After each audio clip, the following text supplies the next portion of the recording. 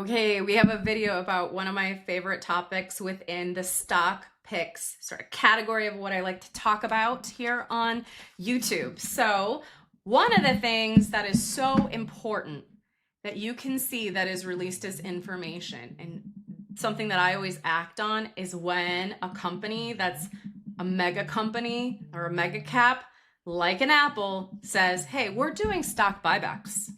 And I'm like, oh, this is some easy money to be made right now. It's my lucky day. And that's what stock buybacks are. They are a trader's or an investor's lucky day. More so an investor's lucky day than a trader's, because this is a long-term play that you can make with stock buybacks. And I'm going to tell you all about what stock buybacks are and how you can take advantage of them in this video. So I have pulled up the Apple chart. I've got the 5-year chart up here. And I remember the last time that Apple announced stock buybacks. They do it somewhat frequently, like once a year, once every 2 years, something like that, once every 3 years. But essentially what the company is doing is they're saying, hey, we have a bunch of cash that's just free, doing nothing. So what we're going to do with our cash that's just sitting around to the tune of billions of dollars is we're going to buy our own stock back in the open market, and we're going to pay what it's worth on the day that we buy it, or do a bid-ask spread and like offer a certain amount for these shares and see if they get scooped up and we can buy them. So that's what they do, okay? And usually they announce stock buybacks. It's usually on their earnings call. So usually they'll say, hey, our quarter was like this. We were profitable. We made a lot of money, X, Y, and Z. Our dividend is going up or staying the same. And by the way, we are buying our stock back. And when they say that, they have to do it by a certain period in time. It's not like they have like 5 years to buy back the stock. They have to do it within a set period of time. The days they do it is sort of like a mystery to the rest of us, but they will have to sort of declare that later. We don't want to know later. We want to act now. Okay. So I want to show you when the last stock buyback for Apple was announced. And it was in May 2024. So I'm going to show you this right here. We're going to go to May 6th, which would have been just after the stock buyback was announced, because Apple always has their earnings on the last week of April or the first week of May. I just know that from trading this stock a long period of time. It's just something that I know. But here's the deal. They, at that point in time, authorized $110 billion, with a B, billion dollars to buy back their own stock. So if you know anything about stocks, like remember how I've always told you that when institutions come in and buy millions and millions of shares at once, they push the stock price up? Well, imagine what $110 billion does to your share price.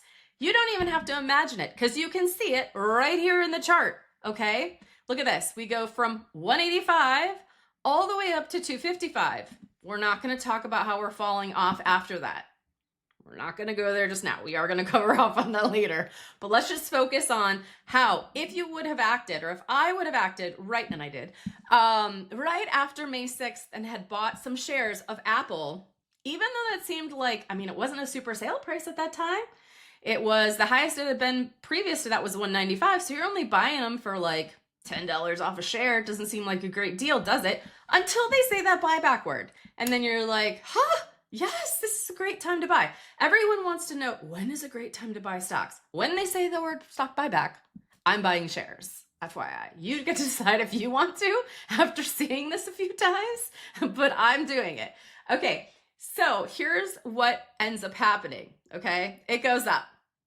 That's what ends up happening, okay? We go down later. Why do we go down?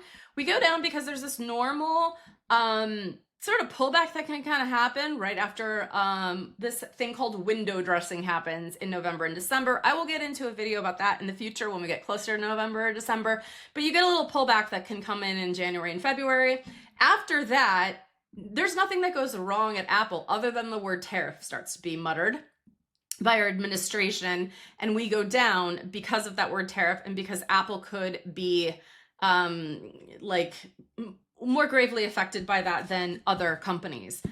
Turns out it's probably not going to affect them at all, because they've got their lobbyists out there, and they've got their trade deal people who are like, you can't make this affect us. And it seems like they've been pretty effective at doing that. They're also announcing that they're moving all of their production over to India, which isn't going to be tariffed as heavily. So you can rely on a company like Apple to get itself in and out, like out of trouble real fast when the trouble arises. They're very quick to make decisions, which is another reason I like to be a shareholder. So forget about this fall off, because the thing I want everyone to understand about these mega cap companies and these monopolies is when the shares go up in price and they fall off of their all-time high, what has to happen for this stock to rise back to its all-time high is just for time to pass. Okay, so this might take a year, it might take 6 months, it might take 3 months. We don't really know, but you can see how in the past it has always happened. Okay, it has always happened. It hasn't never happened with Apple. So I don't really see any case to be made like now it's gonna all change and it's gonna go down. Why would it? It hasn't so far. Also, the company has just told us, hey, we believe in our upcoming products and services so much that we are willing to buy back $110 billion of our shares. They know all the secrets that are coming out about Apple, and they know everything that is going to be released. And if they're willing to bet $110 billion on their own shares instead of investing in new products and services, I kind of agree with their choice there, because I think that they know more about the internal workings of the company than I do. Okay. One last thing that we're going to talk about, just so that I can sort of prove to you that all of this run-up was caused by two things. One of them is stock buybacks and the other one is window dressing. But half of that equation, again, is stock buybacks, which is the focus of this video. Okay, one of the big criticisms about Apple is, you know what? I don't want to invest in Apple. Why would anyone want to invest in Apple? Because they're not making anything new. They don't make anything new. Like the iPhone's the same. They did that head thing. It didn't work out. It was ridiculous. The only thing that they do make better is they make their iPhone like better, but like really what's the difference between the 14 and the 16? It's not much. They haven't made anything new. They're not innovating. Why would I want to own this stock? Because of buybacks. That's why. So you're right. They didn't make anything new, but look at how much the stock went up in value. It went from 185 to 250 a share in that time. That's insane. That's the power of buybacks. Okay, so now we know the power of buybacks. Now, I don't know if you guys know where this is going, but I do. Okay, let's talk about a company that just announced stock buybacks last week. Okay, you guys are going to get this video a little bit later.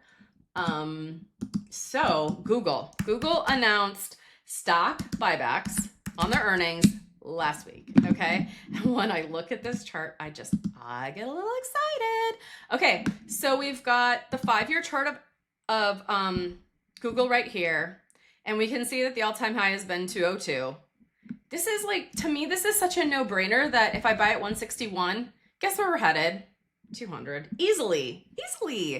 It's such an easy play to buy here stock shares here at 161 and just be patient and wait for them to go to at least 200.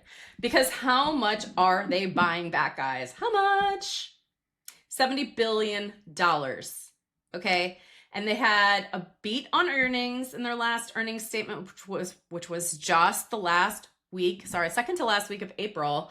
And they increased their dividends. So Google, again, they're sitting on stacks of cash and they're like, how can we spend this cash? Well, we can spend it by rewarding shareholders, by paying them more of a dividend, and we can do it by buying our stock back. And so that's what they're doing. So, I mean, this is a beautiful setup, okay? Google is now paying a dividend. It has been, it didn't always, just so that you know, this is a fairly recent thing. Their dividend yield is still kind of little, but that gives it a more of an insurance policy against pullbacks. And what I think is just so great about this setup, again, is that they announced it when the share price is still kind of low. Like, this is kind of cool. At least they didn't announce it like at its all-time high at 200. So then you had to guess where it's going. Is it going to 240? Is it going to 220? And how fast? What's going to happen is that this stock goes right back to 201, in my opinion. And I don't think it takes very long for it to do it. Definitely by Christmas. Definitely. And right now we're in April. Okay, so the other way that you can use this information if you are a trader is I love the idea of buying 100 shares of stocks right now and selling a covered call, like a 3-week covered call. Today is Monday. So if we sell a 3-week covered call and we go up the options chain by something like $12 a share, we can collect $80 in premium, right? While we're waiting for these shares to rise on stock buybacks. So this is a way to play stock buybacks and also trade options at the same time.